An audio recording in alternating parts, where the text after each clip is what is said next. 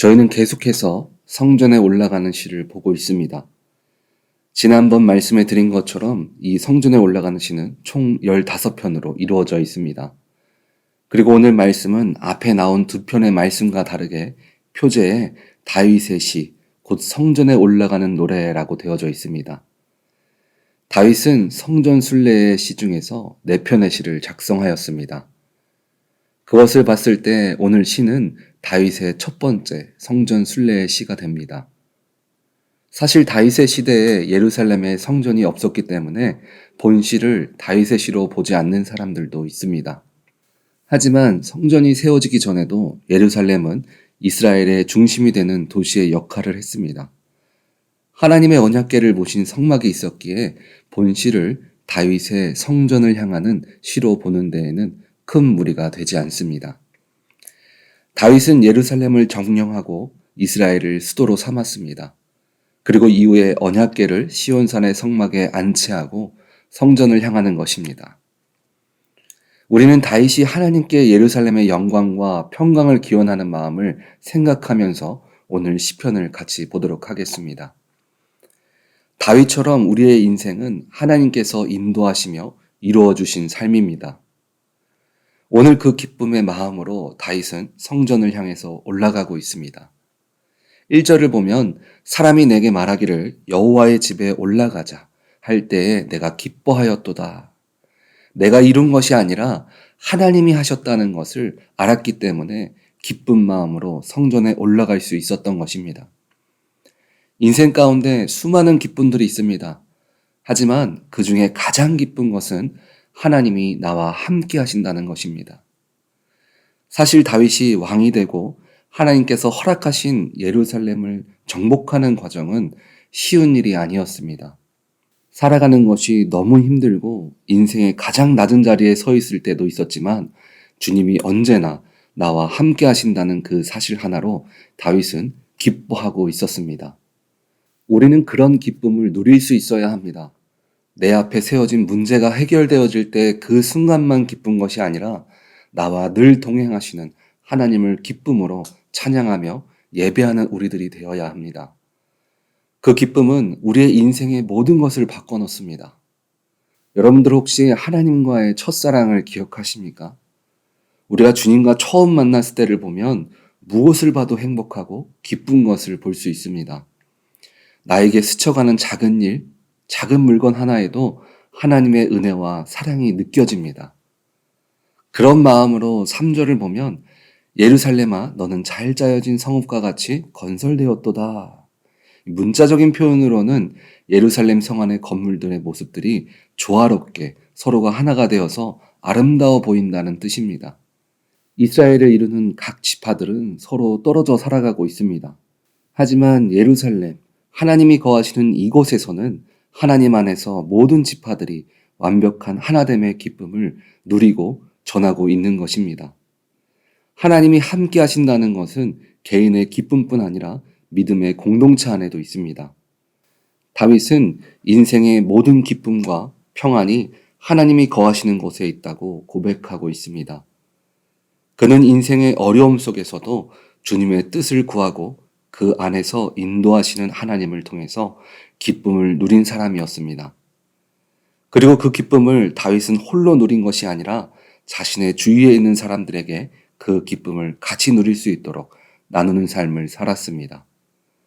그리고 모든 백성들이 주님 곁으로 나아갈 수 있도록 인도했던 삶을 똑같이 살아갔습니다. 그리고 어떻게 하나님을 인생 가운데 더 깊이 만날 수 있는지를 늘 고민하고 노력했습니다. 하나님을 누린다는 것은 우리에게 주어진 순간을 넘기기 위한 수단으로 누리는 것이 아닙니다. 매일 주님을 만나기 위해서 고민하고 고통 가운데 주님이 주시는 평안을 붙들기 위해서 몸부림치는 것입니다. 그리고 이제는 나만을 위한 신앙이 끝이 아닙니다. 땅끝까지 이르러 복음의 증인으로 살아가라고 말씀하신 것처럼 내가 누리는 주님의 기쁨을 나누는 것이 하나님을 내 인생에서 누리는 삶인 것입니다. 다윗은 오늘 우리들에게 인생이 누릴 수 있는 참 평안을 주님을 향해 나가는 성전길에서 고백하고 있습니다. 그리고 이제는 그 고백이 과거의 모습으로 끝나서는 안 됩니다. 현재를 살아가는 우리들에게도 다윗이 누렸던 참된 기쁨을 동일하게 누려나가야 합니다. 그래서 오늘 말씀 가운데 다윗이 누렸던 참된 기쁨을 지금 우리가 어떻게 누려갈 수 있는지를 말씀을 통해서 함께 나눠보도록 하겠습니다. 첫 번째는 우리의 발걸음을 주님께 옮겨야 합니다. 많은 사람들이 본인은 직접 하지도 않으면서 남들이 잘 되었다는 이야기를 들으면 이렇게 말합니다. 나도 할 걸. 그거 했으면 잘 됐을 텐데. 그런데 이런 일들은 교회 안에서도 똑같이 일어나고 있습니다. 내가 주님을 믿는 그 이유 하나로 잘 되기를 기다리는 사람이 있습니다. 내 자신은 예배나 봉사, 또 하나님 앞에 시간을 들이지 않으면서 깊이 만나고 싶고 축복받기를 원합니다.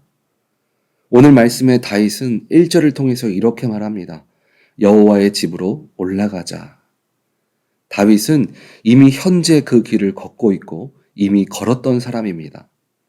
하나님을 가까이 하는 자, 주님께 나아오는 자, 주님을 부르짖는 자에게는 주님께서 참된 기쁨, 참된 평안을 우리들에게 허락해 주심을 믿으시기 바랍니다.